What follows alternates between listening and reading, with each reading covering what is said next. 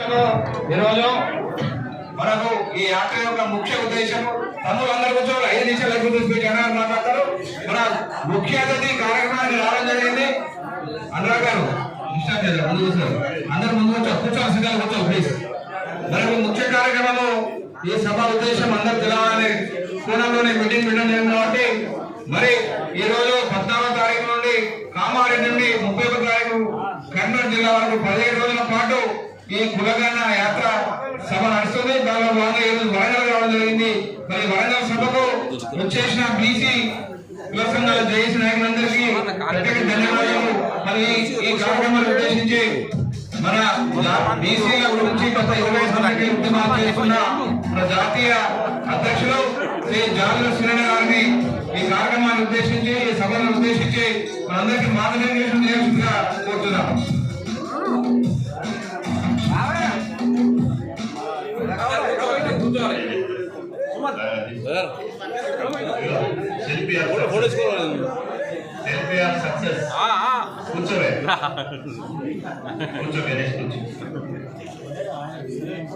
Okay okay అన్న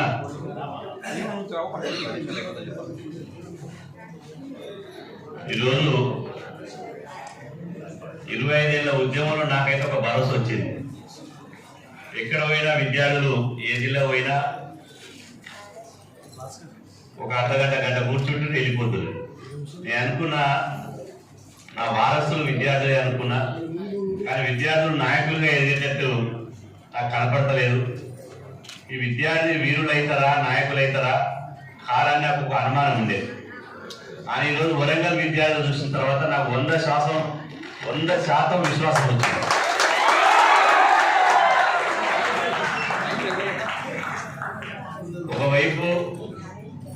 ఒకవైపు కడుపులో ఆకలి బాధ, ఇంకొక వైపు కాలేజీలో ఫీజులు కట్టలేక మన జేబు బాధ, ఇంకొక వైపు నా చదువుకు భరోసా ఉంటుందా ఉండదా, నా భవిష్యత్తు ఏం కావాలని తల్లిదండ్రులు కాలేజీ పంపిస్తే నాకు ఉన్నత స్థానంలో నేను ఉంటానా లేనా అని మీరు ఇంకొక బాధ. ఈ 3 బాధలను అధిగమించి ఇలా బ్రహ్మాండంగా మీటింగ్ విజయవంతం చేసినటువంటి నా తమ్ముళ్ళందరికీ పేరు పేరున ధన్యవాదాలు.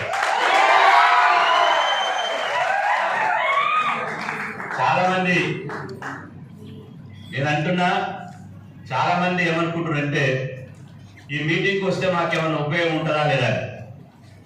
కానీ ఇది చరిత్రలో రాసుకోండి.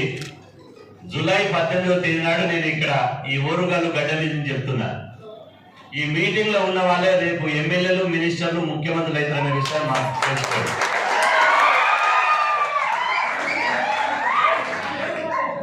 ఎందుకంటే చంద్రబాబు నాయుడు విద్యార్థి దశ ఉన్నప్పుడు తమిళ రన్నింగ్ కామెంట్ ఏదైతే మాట్లాడతారు. చంద్రబాబు నాయుడు కాలేజీలో ఉన్నప్పుడు మీకంటే పక్కగా పల్చగా బట్టలు కూడా సరిగా లేకుండా ఉండేవాడు.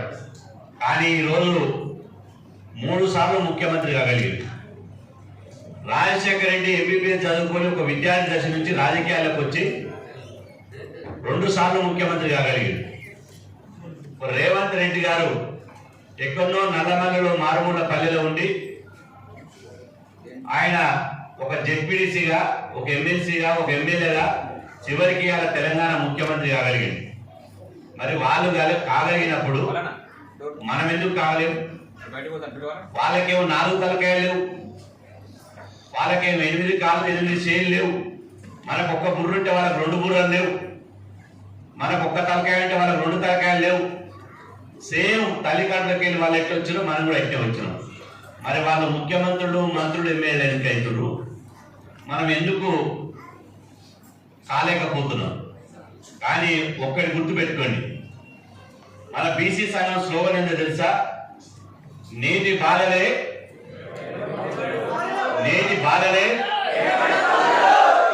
ఇది కాదు, గోడల మీద రాసుకోండి. నేటి బాలలే రేపటి పాలకులు. పాలకులు అంటే ఏంటి? నేటి బాలలే రేపటి ముఖ్యమంత్రులు, నేటి బాలలే రేపటి ఎంపీలు, నేటి బాలలే రేపటి ఎమ్మెల్యేలు. బాలలే రేపటి ఐఏఎస్లు, నేటి బాలలే రేపటి ఐపీఎస్లు. చరిత్ర సృష్టించేదే విద్యార్థులు. విద్యార్థులు తలుసుకుంటే తెలంగాణ సాధించి పెట్టినాం. విద్యార్థులు తలుచుకుంటే బెల్లిని కూడా ఊరిపోయినాయి. ఇప్పుడు విద్యార్థులు తలుచుకుంటే 100% మన బీసీ కులాల లెక్కలు 100% పాలకులు తీస్తారనే విశ్వాసం నాకు ఉంది అని చెప్పి సదనంగా తెలియజేస్తున్నా. ఈరోజు డాక్టర్ అంబేద్కర్ గారు ఒక మాట చెప్తాడు, నీ కోసం జీవిస్తే నీలోనే నిలిచిపోతావు, జాతి కోసం జీవిస్తే చరిత్రలో నిలిచిపోతావు అని చెప్పి అంబేద్కర్ గారు చెప్తారు.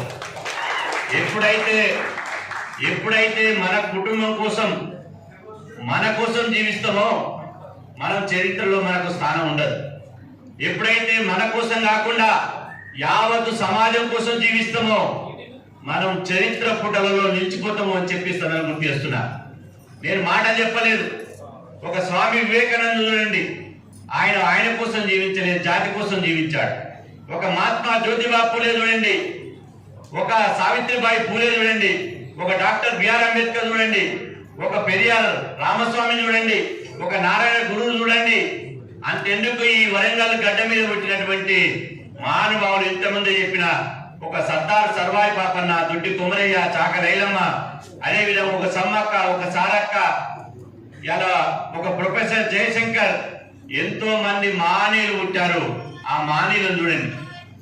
ఇలా మన మధ్యలో లేకపోవచ్చు, వాళ్ళు శారీరకంగా మన మధ్యన, భౌతికంగా మన మధ్యలో లేకపోవచ్చు, కానీ మనం ఈ భూగోళం ఉన్నంత వరకు, సూర్యచంద్రులు ఉన్నంత వరకు వాళ్ళు జీవించే ఉంటారు మన మధ్యన.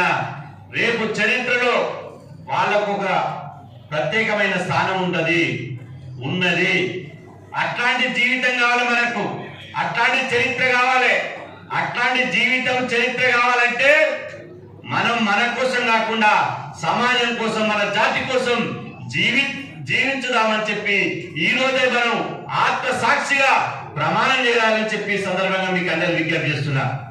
ఇవాళ ఒక్కసారి ఇంతమంది మీటింగ్ పెట్టాడు అన్న బయలుదేరిస్తారా. ఇలా ఫాతిమా నగర్కి వెళ్ళి పెద్ద ర్యాలీ తీశాడు మా మీసాల గణేష్ డప్పుల బృందంతో, కళాకారులతోటి.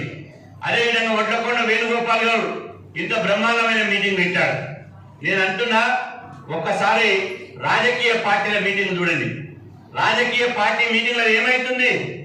ఎవడన్నా స్వచ్ఛందంగా, నేను సవాల్ విసురుతున్నా, ఈ వరంగల్ గడ్డ మీద నుంచి నేను సవాల్ విసురుతున్నా, మళ్ళా విసురుతున్నా, ₹1 ఇవ్వకుండా, జేబుల పచ్చ నోటు పెట్టకుండా, బండిలో గుడ్డి పెట్టకుండా, తెలుసు కదా మూతలు ఇస్తారు సాయంత్రం కాగానే, బండిలో గుడ్డి పెట్టకుండా, బిర్యానీ ప్యాకెట్ పెట్టకుండా ఏ రాజకీయ పార్టీ మీటింగ్ ఏమైనా సక్సెస్ అవుతారా? సక్సెస్ కాదు. మళ్ళా బుడ్డి పెట్టి, బిర్యానీ పొట్టం పెట్టి, జేబుల పచ్చనోటు గాంధీ తాత బొమ్మ పెట్టి, అన్ని పెట్టిన తర్వాత కూడా నాయకులు మాట్లాడుతుంటే 70% కుర్చీలు ఖాళీ అవుతాయి. కానీ 10 గంటల నుంచి ఇక్కడ వచ్చిన వాళ్ళకు ₹1 ఇక్కడ వచ్చిన వాళ్ళకు బయట బుడ్డి పెట్టరు, పచ్చనోటు ఇయ్యరు, బిర్యానీ పొట్టం పెట్టరు, ఏదో ఆకలి మనం పప్పు పచ్చిపులుసుతో ఇంత భోజనం పెడతాం. కానీ 10:30 వరకు 4:30 అవుతుంది. అయినా సరే నా జాతి మీటింగ్ లో నేను పాల్గొంటా, నా జాతి సత్తా దమ్ము ఏందో ఈ ప్రభుత్వానికి చూపిస్తున్నటువంటి ఈ మీటింగ్ నిజంగా చరిత్రలో నిలిచిపోతుందని చెప్పి సభలు చేస్తున్నాను. ఎలా మనం ఏమడుగుతున్నాం తమ్మి? ఇప్పటిదాకా అందరూ మాట్లాడారు. అరే నాయన, మేము ఎంతమందినో మా నెత్తులను లెక్కించమన్నట్టున్నాం, మా చుట్టాలు లెక్క పెట్టమంటున్నాం. మేము ఈ జాతిలో 136 కులాలు ఉన్నాం. ఇలా అత్యంత వెనుకబడిన వాళ్ళు ఉన్నాం, సంచార జాతులు ఉన్నాం. ఇలా 136 కులాలలో మమ్మల్ని లెక్క పెట్టండి నాయన అంటున్నాం. లెక్క పెట్ట వాళ్ళని మూడే పోతారా? లెక్క పెట్ట వాళ్ళని సొమ్మెన పోతారా? లెక్క పెట్ట వాళ్ళ ప్రభుత్వాలు ఊడిపోతాయా, కాలిపోతాయా, వాళ్ళ పీఠాలు పీక్కోడిపోతాయా? లెక్క పెట్టకపోతే బిడ్డ మేము బీసీల మందరం కలిసి మిమ్మల్ని బొక్కలు వస్తామని చెప్పి సందర్భంగా తెలియజేస్తున్నాం. నాకు రాజ్యం రాదా? మన చేతికి రాజ్యం రాదా? మా రోజు చెప్పాడు, ఈ రోజు ఏ రోజు ఓ రోజు మళ్ళీ రాకపోతారా మా రోజు అన్నాడు. మా రోజు ఏం చెప్పాడు? బిడ్డ మైనార్టీగా లేదు, మేము మెజార్టీ ఉన్నాం, జనాభా 60% ఉన్నాం. మా ఓటు మేము వేసుకుంటే మా విద్యార్థులు నరేంద్ర సాయి నరేంద్ర గారిని వేదిక మీద రావాల్సిందిగా కోరుతున్నాం. మా విద్యార్థులు మా ఉద్యోగులు మా ఓట్లు మేము వేసుకుంటే మీ పెరికని శాతం లేనటువంటి అగ్ర కులాలు తుమ్మిద కొట్టుకుపోతారు. ఏమంటారు? తుమ్మిద కనీసం మనం గట్టిగా మీద కొట్టుకుపోతారు, ఉప్పు అని ఊరితే కొట్టుకుపోతారు. ఎంత శాతం ఉంటారు?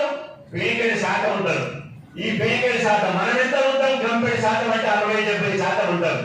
70% ఉన్న మనం ఈ పెరికని శాతం భయపడతామా? ఒక్కసారి గుర్తు పెట్టుకోండి. ఈ రోజు నుంచి చరిత్ర మీరు మైండ్ గుర్తు పెట్టుకోవాలి. ఎవరైనా ఉపన్యాసం కావాల్సిన ఉపన్యాసం ఇవ్వాలని 50 రూపాయలు టికెట్ టోకెన్ పెట్టిననుకో 100% 100 మంది వెళ్ళిపోతారు. నేను ఫ్రీగా అన్నాను అయ్యో సీనాలని చెప్తారు అక్కడ పోతారు. అయినా 90% మంది ఉన్నారు. నేను ఈ రోజు చెప్తున్నా, ఇక గత బీసీ కాదు బిడ్డ, ఈ ప్రభుత్వాలకు చెప్తున్నా, ఈ పాలకులకు చెప్తున్నా, గతంలో ఉన్న బీసీ కాదు. గతంలో ఉన్న బీసీలు అంటే ఏంటి? Backward class. బీసీ అంటే ఫుల్ ఫామ్. బీసీ అంటే బ్యాక్వర్డ్ క్లాస్. మీరు రాసుకోండి, మీ పేజీలలో రాసుకోండి, మీరు గోడల మీద రాయండి బిడ్డ. ఇక బీసీ అంటే మీరు బ్యాక్వర్డ్ క్లాస్ కాదు. బీసీ అంటే మీరు బ్రిలియంట్ క్లాస్. ఈ ప్రపంచంలోనే తెలివి ఉన్నటువంటి వాళ్ళు ఎవరు? మనమే. నేను ఛాలెంజ్ చేస్తున్నా, ఎవరికైనా దమ్ము ధైర్యం ఉంటే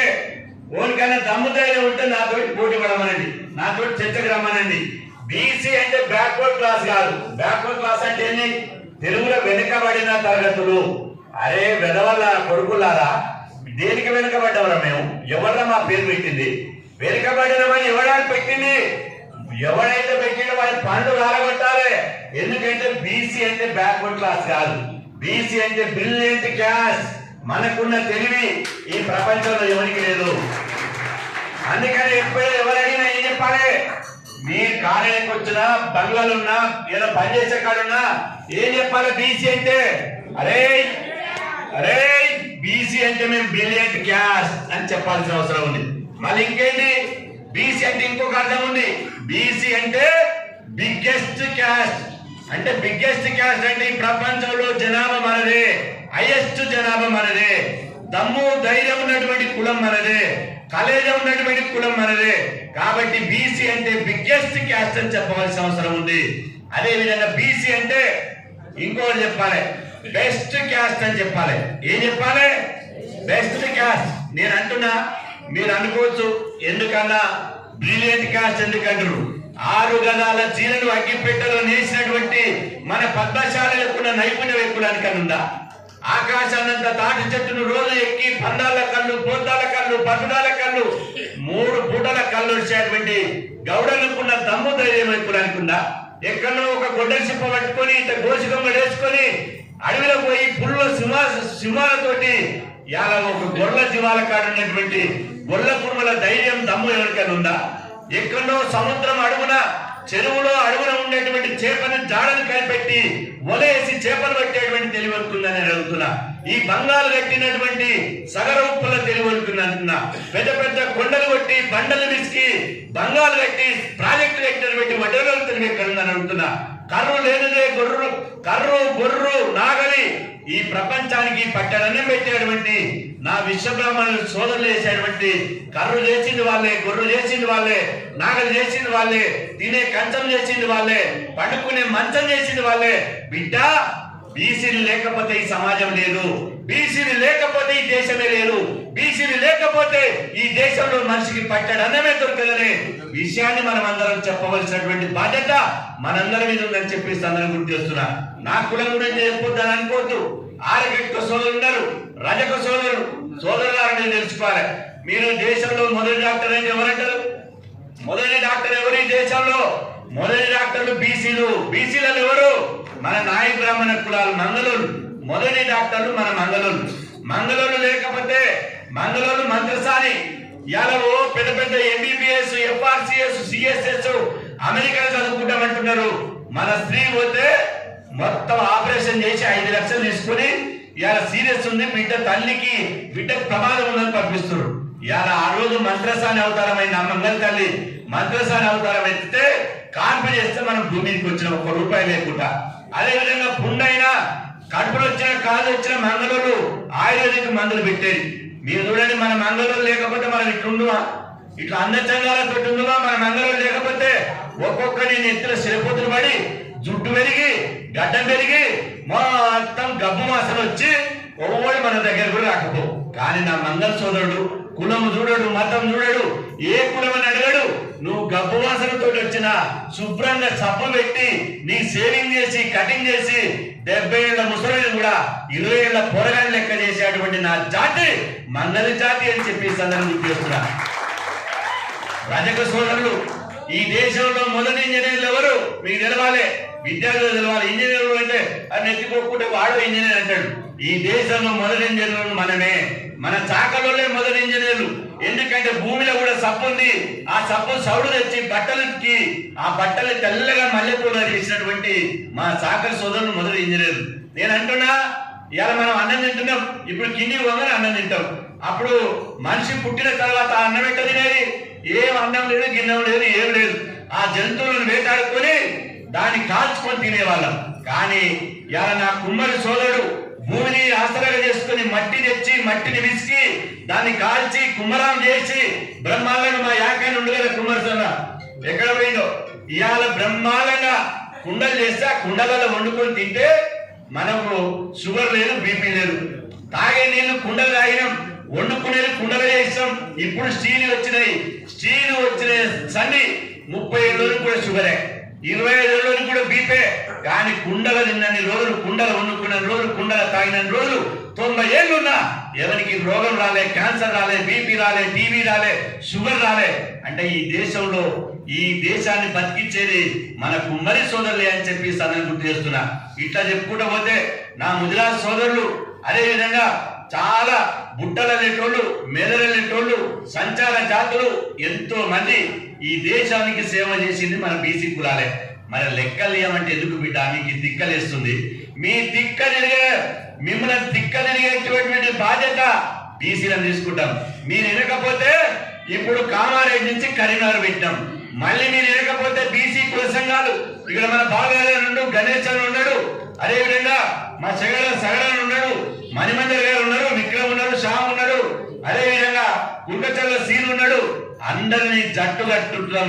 జట్టు కట్టిన తర్వాత ఇక కులాల లెక్కలు అడగం, కులాల లెక్కలు అడగం.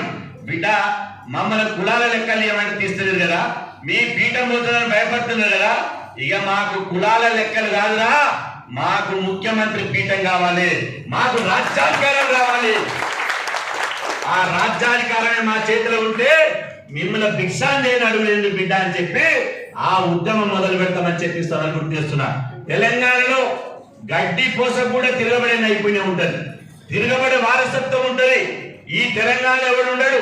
ఒకప్పుడు బండి ఎనక బండి కట్టి 16 బండ్లు కట్టి ఏ బండిలో పోతావు కొడుకో నైజాము సర్కారోడు అన్నటువంటి నైజాము సర్కారోని పైజాముడిన దాకా పరుగులించిన గడ్డ ఈ తెలంగాణ గడ్డ. అదే విధంగా చుట్టుముట్టు సూర్యాపేట, నడుమ నల్లగొండ, నువ్వు వెళ్ళే హైదరాబాదు, దాని పక్కన గోల్కొండ కోట కింద నీ గోరిగడ్డం కొడుకన్న గడ్డ ఈ తెలంగాణ గడ్డ. ఈ తెలంగాణ గడ్డ పౌరుషాల గడ్డ, ఈ తెలంగాణ గడ్డ పోరాటాల గడ్డ. ఇక్కడ భూస్వాములకు, పెట్టుబడిదారులకు, పెత్తందారులకు వ్యతిరేకంగా నక్సలైట్ ఉద్యమం జరిగింది. అదే విధంగా తెలంగాణ రైతాంగ సాయుధ పోరాటం, భూమి భుక్తి విముక్తి కోసం తెలంగాణ రైతాంగ సాయుధ పోరాటం జరిగింది. ఆ తర్వాత తెలంగాణ స్వరాష్ట్ర ఉద్యమం జరిగింది. మిగిలిన ఉద్యమం ఏముందిగా, నా 3 ఉద్యమాలు అయిపోయినాయి. స్వరాష్ట్ర ఉద్యమం అయిపోయింది, తెలంగాణ సాయుధ పోరాట ఉద్యమం అయిపోయింది, నక్సల్బరీ ఉద్యమం అయిపోయింది. మిగిలింది ఇక సామాజిక న్యాయ ఉద్యమమే. మేమెంతో మాకంత ముఖ్యమంత్రి పీఠం మాకు కావాలి, రాజకీయ అధికారం మాకు కావాలని చెప్పి దండు కడితే ఇక్కడి నుంచి గల్లీ నుంచి మొదలుకొట్టి ఢిల్లీ కూడా దాకా ముట్టడించడానికి మనం సిద్ధంగా ఉంటాం. కాబట్టి సోదరులారా, మీరు ఒక్కసారి గుర్తు పెట్టుకోండి, ఇవాళ వరంగల్లో జరుగుతున్నటువంటి మీటింగ్ తోటైనా రేవంత్ రెడ్డి ప్రభుత్వం కనువిప్పు కావాలి. మాకు విశ్వాసం ఉంది, చేస్తారని నమ్మకం ఉంది. రాహుల్ గాంధీ గారు ఇవాళ లిబరల్ ఉంటున్నారు. దేశవ్యాప్తంగా ఒక స్టాలిన్ ని, ఒక తేజస్వి యాదవ్ ని, ఒక అఖిలేష్ యాదవ్ ని బీసీలందరూ కూడగట్టుకుని మేము నమ్మి మీకు మద్దతు ఇచ్చినాం. మీరు నమ్మినట్టే మా మీద విశ్వాసం ఉంచి మీరు కులగణన చేయాలి, మా బీసీ లెక్కలు తేలాలి. బీసీ లెక్కలు లేచినాక బీసీ రిజర్వేషన్ స్థానిక సంస్థల ఎన్నికల్లో పెంచాలి. పెంచకుండా ఎన్నికలు పెడితే మాత్రం రాష్ట్ర ప్రభుత్వంతో అటు కేంద్ర ప్రభుత్వంతో యుద్ధం చేయడానికి బీసీలు సిద్ధమవుతారని చెప్పి సందర్భం గుర్తు చేస్తున్నా. మాకు పోరాటాలు కొత్త కాదు, ఉద్యమాలు కొత్త కాదు. ఈ తెలంగాణలో ఉక్కు పాలతోటే ఉద్యమాలు నేర్చుకున్నది ఈ తెలంగాణ సమాజం. ఉక్కు పాలతోటే ఉద్యమాలు నేర్చుకున్నాం. ఈ ఉక్కు పాలతో ఉద్యమాలు చేసుకున్నాం. చేతులు ముడుచుకొని కాళ్ళు కట్టేసుకొని కూర్చోమంటే కూర్చోడానికి ఒకటి సిద్ధంగా లేడు. ఎందుకంటే మా రక్తం ఇలా మసిలిపోతుంది. అన్నం తిన్నోనికి ఇప్పుడు ఆకలి అవుతుంది. మనకు ఏం చేయాలి? అన్నం పెట్టాలి. కానీ ప్రభుత్వాలు ఏం చేస్తున్నాయో తెలుసా? ఎక్కడ ఉన్న ప్రభుత్వాలు ఆకలి అయినోనికి అన్నం పెట్టకుండా బిర్యానీ తిన్నోనికి పాయసం పెడుతున్నారు. బిర్యానీ తిన్నోనికి బిడ్డా జర పాయసం తాగడానికి పెడుతున్నారు. మీరు ఆకలి అయినోనికి అన్నం పెట్టకపోతే తిరుగుబాటు వస్తుంది బిడ్డ అని చెప్పి హెచ్చరిస్తున్నా. మీ పీఠాలు గుంజుకునే కాడికి వస్తుంది. మండల్ కమిషన్ ఉద్యమం అప్పుడు ఎట్టయితే మండల ఉద్యమం వచ్చి గ్రామాలలో జేఏసీలు పెట్టి ఈ పీకడి శాతం లేని తరిమి ఎట్టగొట్టినావో మళ్ళీ అదే పరిస్థితి తెచ్చుకోవద్దు అని చెప్పి సందర్భంగా హెచ్చరిస్తున్నా. ఇవాళ ఏ గ్రామం పోయినా అంటారు అన్న వాళ్ళు ముఖ్యమంత్రులు కావాలి, వాళ్ళు మంత్రులు కావాలి, కానీ మనం సర్పంచులు ఎంపీడీసీలు కావద్దా, మనం ఎంపీపీలు కావద్దా, జెడ్పీడీసీలు కావద్దా అని అడుగుతున్నారు. అన్నా మీ వెంట మేము ఉన్నాం. 2.5 కోట్ల మంది బీసీ సమాజం నీ వెంట ఉంది. నువ్వే నిర్ణయం తీసుకున్నా నీ అడుగులు అడిగేస్తాం. నువ్వు చెయ్యి, జంగు సైడ్ నువ్వు సమర శంకరం పూరించు. ప్రభుత్వంతో అగ్ర కులాల ప్రభుత్వం మీద పోరాటానికి సిద్ధంగా సైనికుల లెక్క మీ వెంట మేము వస్తామని చెప్పి ఇవాళ బీసీ సమాజం అంటే అంటుంది. నేను అంటున్నా, జీవో ఇచ్చిర్రు, బడ్జెట్ ఇచ్చిర్రు, క్యాబినెట్ తీర్మానం చేసిర్రు, అసెంబ్లీ తీర్మానం చేసిర్రు. బీసీ కులాల లెక్కలు మొదలు పెడతారని మేము అనుకుంటున్నాం. మొదలు పెడితే సరాసరి, మొదలు పెట్టకపోతే మాత్రం మొదలు పెట్టేదిగా బీసీల రాజకీయ పోరాటాన్ని మొదలు పెడతామని చెప్పి ఈ సందర్భంగా తెలియజేస్తూ, ఖచ్చితంగా 100 బీసీ కులాల లెక్కలతోటే మన తలరాత మారుతుంది. ఒక్కటి గుర్తు పెట్టుకొని, మన తలరాత మార్చాలంటే దేవుడు వచ్చి ప్రత్యక్షంగా ఉంటే మార్చలేడు. మన కులాల తలరాత మారాలంటే మనం ఎంతమంది ఉన్నామో మనం అంతమందిని తేలాలి. కాబట్టి ఆ తేల్చే వరకు ప్రతి ఒక్కరు విద్యార్థులు, యువజనులు, మహిళలు, ఉద్యోగులు, మేధావులు, జర్నలిస్టులు ఈ ఉద్యమంలో మీరందరూ తోడ్పాటును అందించి ఈ ప్రభుత్వాల మెడలుంచి మన హక్కులు సాధించే వరకు అందరూ ఒక్కటిగా జట్టుగా కదుదామని చెప్పి సందర్భంగా తెలియజేస్తూ ఇంత పెద్ద బహిరంగ సభ నిర్వహించినటువంటి వరంగల్ టీం అందరికీ పేరు పేరున ప్రత్యేకంగా ధన్యవాదాలు తీసుకున్నాను. Thank you. అందరూ కూడా భోజనాలు ఉంటే కింద తినాలి. ఇప్పుడు అభివాదం చేద్దాం అందరు లేవడి.